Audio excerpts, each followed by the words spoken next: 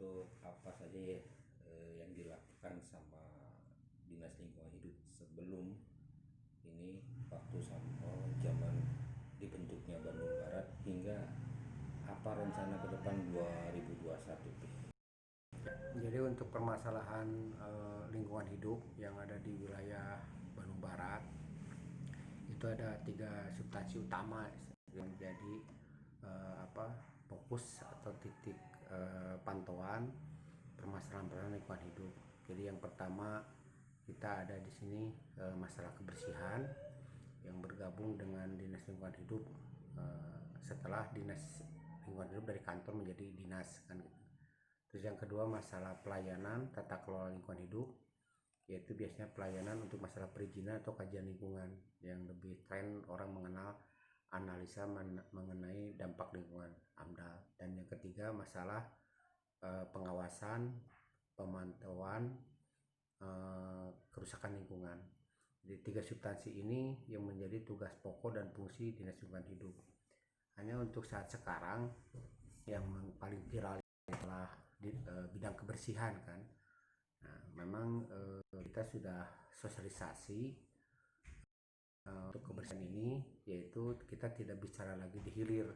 Mudah-mudahan di 2021 itu banyak aktivis lingkungan yang akan ikut terlibat untuk menyelesaikan masalah-masalah kebersihan itu dari hulu. Nah, dan kita juga mencoba untuk mengajak pemerintahan desa, yaitu melibatkan badan usaha milik desanya supaya membentuk bank sampah desa. Insya Allah kalau ini bisa terbentuk, maka permasalahan kebersihan itu akan kita selesaikan dari hulu, tidak kita selesaikan di hilir yang selama ini kita menyelesaikan masalah sampah itu di hilir.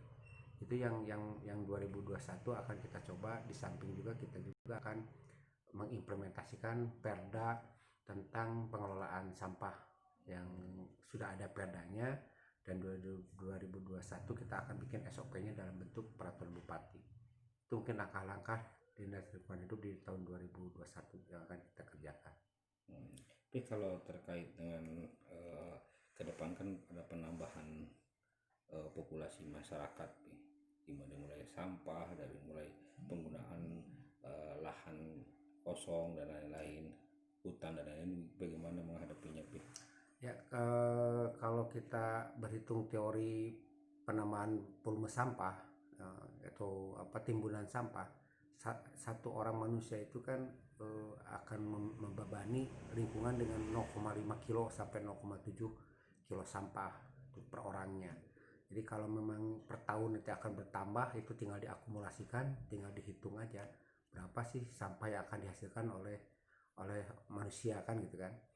Sedangkan untuk kebutuhan ruang, memang pemerintah provinsi juga sudah mengeluarkan Perda kawasan Bandung Utara.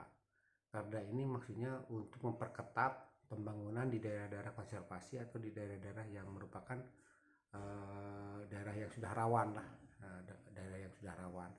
Nah, Perda kawasan Bandung Utara ini jadi bukan tidak boleh masyarakat yang memiliki lahan di kawasan Bandung Utara untuk dieksplor atau dibangun atau dimanfaatkan. Tetapi yang paling utama dia harus memenuhi ketentuan-ketentuan hukum atau aturan yang sudah dikeluarkan oleh pemerintah Provinsi Jawa Barat. Salah satunya tentang Perda kawasan Bandung Utara. Jadi di situ tentang koefisien daerah yang terbangun. Jadi tidak semua lahan milik masyarakat atau milik siapapun itu bisa dibangun full, harus ada ruang terbuka hijaunya, istilahnya RTH-nya kan gitu kan. Ini yang diatur oleh peraturan daerah Provinsi Jawa Barat tentang kawasan Bandung Utara. Kalau rencana ke depan Pi, dari mulai kekurangan apa saja yang akan dipersiapkan untuk 2020 ke depan Pi? 2021 ke depan ini yang menjadi lagi ngetren, yang lagi viral itu masalah sampah kan, dimana kita di 2023 TPA Sarimukti akan habis masa pakainya kan gitu, masa sewanya dari perhutani kan. Nah, kita akan pindah ke Legok Nangka di 2023. Justru ini kami sudah bicara dengan Komisi 3 juga, sudah ada kesepakatan dari DPRD melalui Komisi 3 bahwa kita akan berupaya untuk mengelola sampah secara mandiri untuk wilayah Bandung Barat. Nah, mudah-mudahan di 2021 itu minimal kita sudah mulai ada proses pembebasan lahan untuk pengganti TPA Sarimukti yang nanti 2023 akan habis kan gitu kan. Satu itu, yang keduanya juga kemungkinan ya penambahan armada juga untuk UPT kebersihan yang selama ini sangat tidak seimbang dengan timbunan sampah yang ada di wilayah Bandung Barat kan, yang terdiri dari 16 kecamatan dan 165 desa. Itu yang menjadi target-target utama bahwa kita untuk menangani sampah dan untuk masalah menjaga kawasan Bandung Utara juga. Oke, Pi.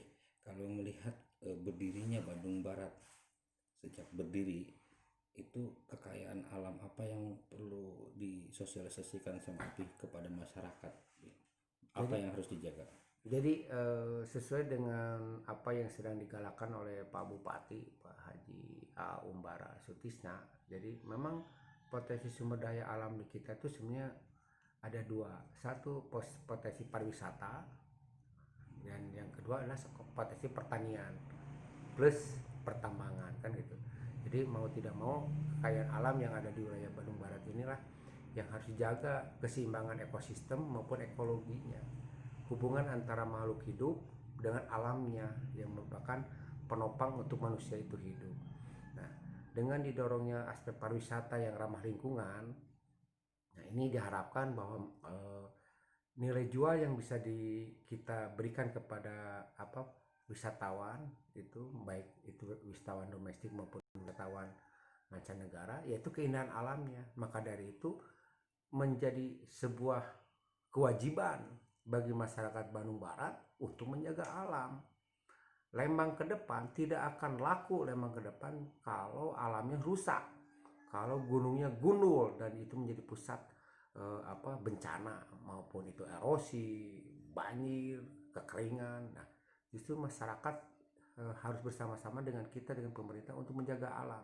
Karena yang kita jual itu adalah pesona alam.